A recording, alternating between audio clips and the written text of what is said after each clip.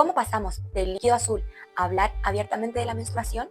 Esta es la historia de la revolución publicitaria de nosotras en Chile. Soy Liz Guzmán de Agencia Angels y hoy te voy a contar de lo oculto a lo visible, la transformación de la publicidad íntima en Chile. Durante décadas, la publicidad de toallitas higiénicas construyó un universo silencioso, esos días de malestar femenino y un líquido azul que reemplazaba completamente la realidad. La menstruación se trataba como un tema moralmente delicado. Incluso el artículo 1 del CONAR apelaba a evitar elementos que ofendieran la decencia. Pero hoy el relato cambió completamente. De lo oculto pasamos a lo visible, la diversidad y además conversaciones abiertas sobre este tema. Como les contaba, la publicidad de toallitas higiénicas construyó un silencio visual cuidadosamente diseñado. No era solamente una estrategia creativa, era una regla cultural no escrita. La menstruación debía verse pulcra, casi quirúrgica. Y en los años 80 y 90, marcas globales como Always imponían un estándar de mujeres jóvenes, impecables, generalmente blancas, en publicidad donde la regla jamás existía realmente. Solo aparecía el famoso líquido blanco, una metáfora que según agencias de la época no ofendía a la audiencia. Y bueno, obviamente nosotras, Kotex y Always y Ladysoft replicaban el mismo guión internacional. Todas las marcas hablaban y mostraban exactamente lo mismo. Una mujer sonriente, una vida perfecta controlada y la promesa que jamás debía enterarse de que estaba menstruando. O sea que casi menstruar era un problema. Y bueno, ese era el corazón del tabú. En esa etapa, el mensaje no era informar, sino proteger a la usuaria de la mirada ajena. Ser mujer implicaba esconder el cuerpo. El código del CONAR, en su antigua interpretación del artículo 1, hablaba de evitar ofender a la decencia, lo que justificaba la censura del simbólico color rojo de la menstruación.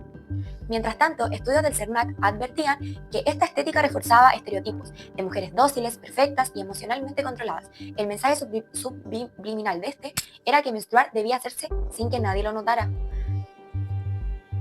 Pero hoy la evolución es evidente. Las nuevas generaciones no quieren la típica menstruación de fantasía.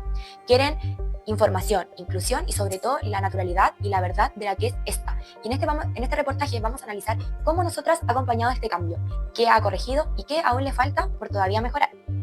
Bueno, y para comenzar, empezaremos con la primera etapa, los 80 y 90, la menstruación como un secreto. En esta época la menstruación se presentaba como algo que debía ocultarse. El miedo a mancharse era el eje de los mensajes. Los cuerpos eran homogéneos, siempre delgados y blancos. Según CERNAC, hasta un 35% de la publicidad chilena de esos años era sexista o contenía violencia estética. Nosotras seguíamos ese mismo estándar sin cuestionárselo. Luego pasamos a la segunda etapa, de los 2000 a 2015, libertad absoluta pero irreal. Con los 2000 llegó el discurso de la libertad total. Las protagonistas corrían, bailaban, vivían al límite, pero todas tenían cuerpos perfectos. Aunque el CONAR prohíbe reforzar estereotipos dañinos, esta etapa reforzó la idea de lo que era ser femenina o ser impecable. Uso toallas normales. ¿Todavía? Yo la nueva Nosotras Natural Invisible Clásica. ¿Es nueva? Sí. ¿Y como es invisible? No se nota. Mira. Pero aún la menstruación seguía ocultándose dentro del líquido azul. ¿Por qué era tan difícil cambiar? Y en la tercera etapa, entre el 2015 y el 2000, le vamos a llamar educación, pero con suavidad. A partir del 2015, nosotras comienza a sumar contenido educativo, especialmente para las adolescentes, en un público considerado vulnerable por la normativa. Se habla de mitos, de la autoestima y además del ciclo menstrual. El tono cambia, pero aún se usa el lenguaje y no se muestra la sangre real. Es un avance, pero se iba con cautela. Iban lentos, pero seguros.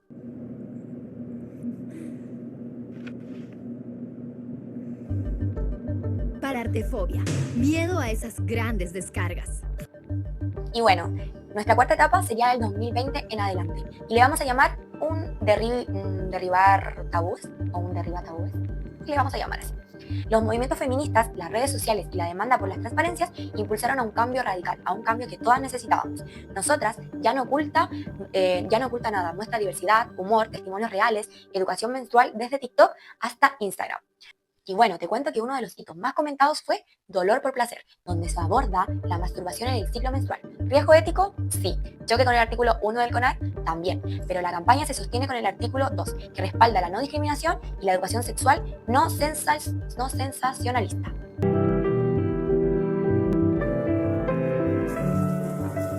Y bueno, a nivel internacional, la publicidad reconoce que no solo las mujeres menstruan, personas trans y no binarias también viven el ciclo. Aunque nosotras ha avanzado en este tema, esta dimensión aún es un desafío para Chile, ya que aún hay gente que no lo comprende o solamente no le interesa entenderlo.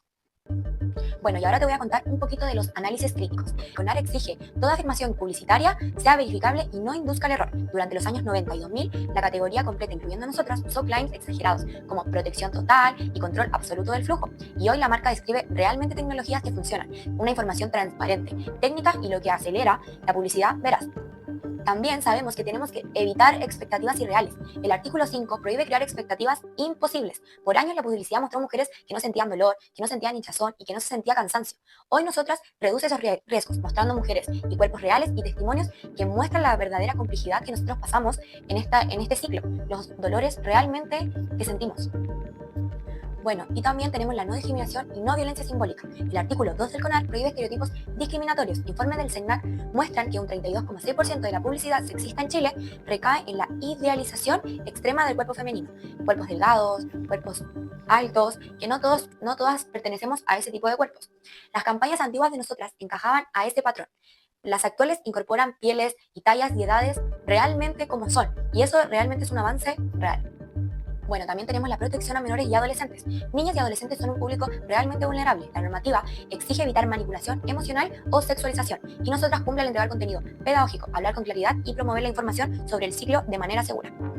También tenemos la moral, decencia y tabúes que cambian. El artículo 1 pide evitar contenidos ofensivos, dolor por placer, tensión a esta norma, pero también responde al artículo 2, que es educación sexual responsable y respeto a la identidad corporal. También tenemos el uso ético de imágenes e influencers. En la era digital, el artículo 23 regula el uso de la imagen. Nosotras trabajamos con creadores en forma transparente, respetando los derechos y los registros de la marca. También tenemos la transparencia en la publicidad digital y la normativa exige que todo contenido patrocinado se identifique como tal. Nosotras cumple utilizando los hashtags de transparencia como publicidad, hashtag AD o hashtag contenido pagado. Y luego de saber todo esto, aún tenemos preguntas pendientes, como ¿dónde queda la inclusión de identidad de las personas trans y no binarias que también menstruan? ¿La narrativa del empoderamiento reproduce nuevas presiones estéticas? ¿O hasta qué punto el discurso feminista es auténtico o puede caer en el pinkwashing? Y bueno, para ya terminar este artículo, la publicidad íntima en Chile ha recorrido un largo camino, de ocultarnos a escucharnos, de vender miedo a construir educación. Nosotras refleja una sociedad que ya no quiere esconder la menstruación, una sociedad que comienza a hablar del cuerpo con dignidad, ciencia y libertad. Y bueno, ¿y ustedes creen que ahora las marcas de productos íntimos creen que están haciendo las cosas bien? ¿Aún les falta mucho por mejorar?